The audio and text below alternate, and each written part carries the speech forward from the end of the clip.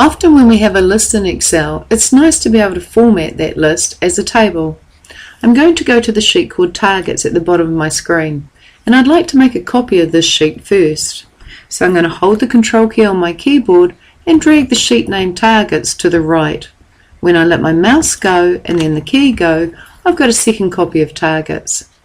I'd then like to rename this sheet, so I'm going to double click its current name and rename it Targets Table.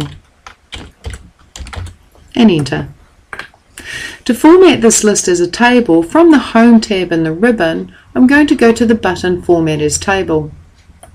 When I click this button, there is a collection of light styles, there are a collection of medium styles, and there's a collection of dark styles.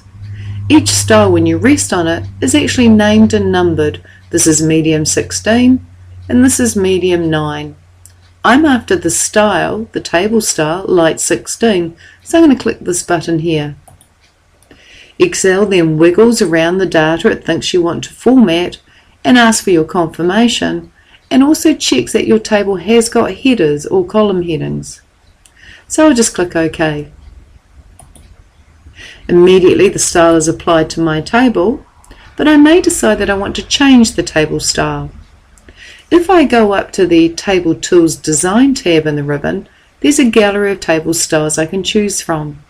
And if I hit the More button, I can choose a different style or just rest on each of the styles to see what they would look like. So ultimately, I'm going to choose a different style. And I might go for this one, medium 11.